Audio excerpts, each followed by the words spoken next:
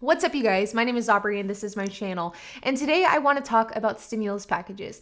We are officially in March, which means that we are nearing the finish line of what is hopefully going to be our third stimulus package.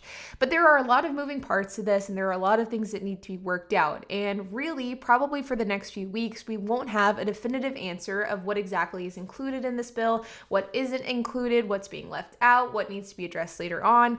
We're probably not going to know the details of all of those questions for at least another week. So what I want to do in this video is I want to talk about some of these moving parts, and I want to talk about some of the key things that I'm keeping an eye on over the next couple of weeks that I think will have a huge impact on you, your finances, and your stimulus checks. So let's get started. So like I said in the intro, today is March 1st, which is absolutely crazy to think about. I cannot believe that we are already in March of 2021. Not only did the first 2 months of 2021 pass by so quickly, but to think that this marks the 1-year anniversary of the pandemic really starting is like mind-boggling to think about in itself. I remember last year, it was my sister's birthday at the end of March, and she was like the first one in my family to have a quarantine birthday. She was the first one that I knew to celebrate her birthday during the pandemic. Now, as you guys know by now as well, like the entire idea of quarantine birthdays was something that was kind of made a joke about, but it is kind of sad, and like it was this like sort of depressing thing that people were trying to put a silver lining to.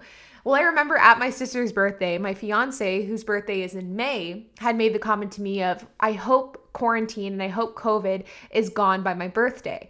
And I vividly remember telling him at that time in March 2020 that, hey, you don't have anything to worry about. COVID will be long gone by your birthday. Don't even worry about it. It's not a big deal. You'll have a normal birthday. And to think that we are now in 2021 and people are now going on to celebrating their second birthdays in quarantine, that not only did quarantine and COVID affect his 2020 birthday, but it's also affecting his 2021 birthday. It's just crazy. Like this entire thing is just so much more intricate, so much more impactful than I ever would have thought this time last year.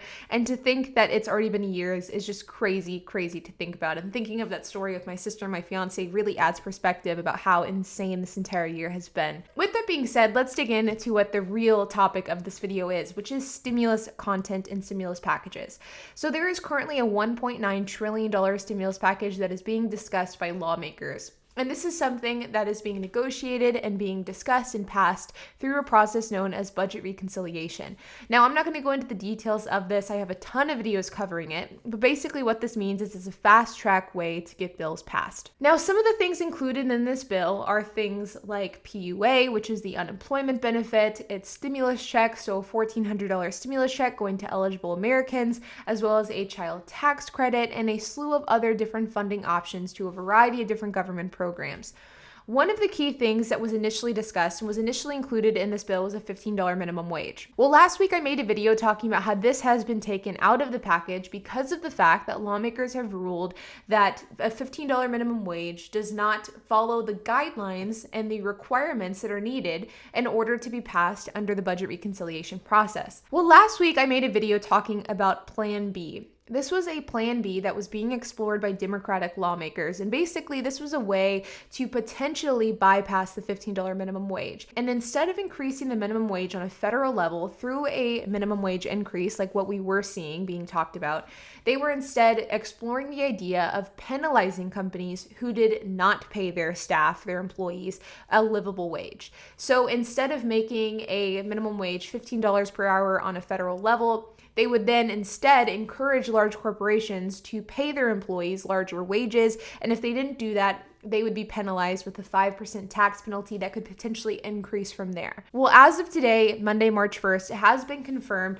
that the $15 minimum wage is simply being left out of the bill as a whole. They are not going to be including this Plan B method in the bill. They will not be including the federal minimum wage boost. They will not be including any of this language. So as of today, as of right now, minimum wage is not going to be addressed in this stimulus package. This is something that if lawmakers decide that they want to increase the federal minimum wage, they could potentially do that, but it will have to be through a different effort, a different bill, and it will not be clumped in this stimulus relief. Now, the reason why this was done was simply to fast track the process. Lawmakers were worried that if they were hung up on the $15 minimum wage, if they started fighting the potential path of a Plan B, if they started negotiating the details of that provision in the bill, that it would then end up delaying delaying the package being passed altogether. And as of right now, the deadline for this, or I would say the rough deadline that lawmakers have set, is March 14th. And that's because many of the programs that were funded through this latest $600 billion stimulus package, a lot of those funding options and a lot of those funds and programs end on March 14th or in the middle of March. And so as a way to try to minimize the gap between packages, between funding, between programs being available, they want to have this package on President Joe Biden's desk by March 14th. And lawmakers were worried that if they really were stuck on a plan B for the $15 minimum wage, that it would end up delaying everything and the package would not get to President Joe Biden's desk in time. So as of right now, federal minimum wage will not be increased. It will not be addressed. This will have to be addressed later on. The next thing I want to talk about is the PPP, or the Paycheck Protection Program. So as you guys know, last week I did a video talking about how the rules for the PPP have recently been changed. And they've been changed in order to be more advantageous to the independent contractor, the gig worker, the small business owner, specifically people who are kind of operating as a one-man show. In addition to the rules changing to benefit these people, the PPP portal, as of right now and as of last Wednesday, is only open to minority-owned businesses and businesses of 20 employees or less. This exclusive window will last for 2 weeks, so you'll be able to apply in this exclusive window if this applies to you until next Wednesday. Now, yesterday on Instagram, I saw a Instagram stories posted by Inc.com. This Instagram story said, on Monday, the Small Business Administration is expected to release an update to the sole proprietor version of the PPP loan application, accounting for a change that allows companies with no employees to get more money from the PPP than before.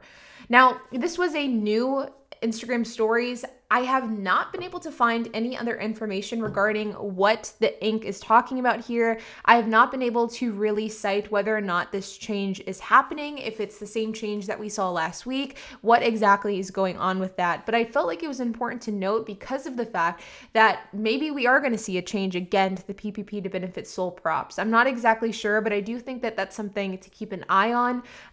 If there is any sort of guidance released by the SBA today, I will certainly make a video on it. But if you're somebody who's a sole proprietor, meaning you are somebody who maybe doesn't have an LLC, or maybe you're somebody that does have an LLC, but you're just a one-man show, so a freelancer, a gig worker, an independent contractor, stay tuned, because if the SBA is releasing guidance, it could be beneficial to you. Should you wait until you hear something before you apply for the PPP? Probably not, because of this fact that this source, like this news, isn't from the SBA directly. I would still encourage you to apply while you can, but just stay tuned for that. There may be an update regarding the PPP. I am not entirely sure, but I still felt like it was important to let you guys know. And lastly is just the stimulus package as a whole and the importance of you doing your taxes.